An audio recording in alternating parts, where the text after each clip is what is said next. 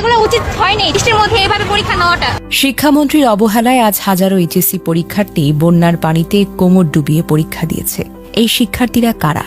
যারা বছরের পর বছর প্রস্তুতি নিয়েছে, রাত জেগে পড়াশোনা করেছে, স্বপ্ন দেখেছে ভালো ফলাফলের। হার সরকার, শিক্ষামন্ত্রী এহসানুল হক মিলন এসি রুমে বসে চা খেতে খেতে সিদ্ধান্ত নিচ্ছেন পরীক্ষা স্থগিত করার সাহস নেই।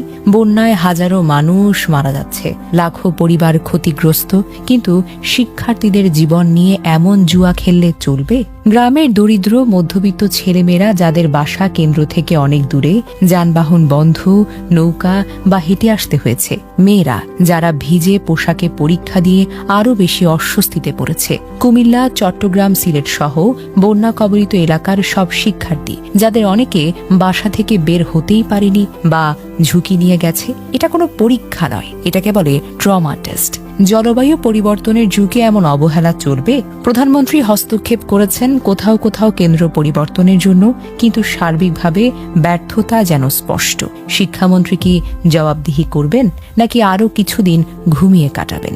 এইচএসসি 2026 ব্যাচ কখনো ভুলবে না এই অবহেলা। জানা যায় সবচেয়ে ভয়াবহ পরিস্থিতির শিকার হয়েছে কুমিল্লার শিক্ষার্থীরা। সোমবার মাত্র 3 ঘণ্টায় 107 মিলিমিটার বৃষ্টিপাতের কারণে নগরীর প্রধান সড়ক, অলি গলি, আবাসিক এলাকাগুলো পানিতে একেবারে তলিয়ে যায়। কোথাও হাঁটু সমান, আবার কোথাও কোমর সমান পানি জমে ভয়াবহ পরিস্থিতি সৃষ্টি হয়। কুমিল্লা সরকারি মহিলা কলেজ, কুমিল্লা ভিক্টোরিয়া কলেজ, ভাষা সৈনিক অজিত গুহ কলেজ কেন্দ্রেও জলাবদ্ধতা সৃষ্টি হয়। কুমিল্লা সরকারি মহিলা কলেজ কেন্দ্রের ভিডিওতে দেখা যায় পরীক্ষার্থীরা নৌকা, ভ্যান এবং কোমর সমান পানি পেরিয়ে কেন্দ্রে যাচ্ছেন, যা নিয়ে সামাজিক যোগাযোগ মাধ্যমে ব্যাপকভাবে আলোচনা ও ক্ষোভ তৈরি হয়েছে। নোয়াখালীর হাতিয়া কয়েকটি কেন্দ্রে পানি জমে যায়। উপজেলার বিভিন্ন এলাকায় শত শত পরিবার জলাবদ্ধতায় আটকে পড়ে।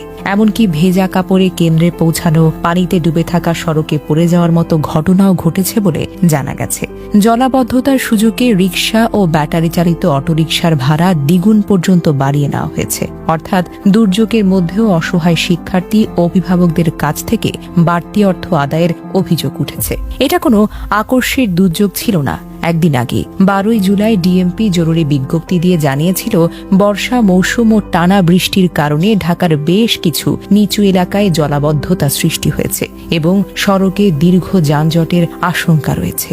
এমনকি এর আগেও গত সপ্তাহে রেকর্ড সমান বৃষ্টিপাতে জলাবদ্ধতা ও বন্যা পরিস্থিতির কারণে চট্টগ্রাম শিক্ষা বোর্ডের অধীন কয়েকটি জেলার এইচএসসি পরীক্ষা স্থগিত করতে হয়েছিল। তাহলে প্রশ্ন হলো, যেখানে বৃষ্টি বন্যার পূর্বাভাস আগে থেকেই ছিল, সেখানে একই কারণে আগেও পরীক্ষা স্থগিত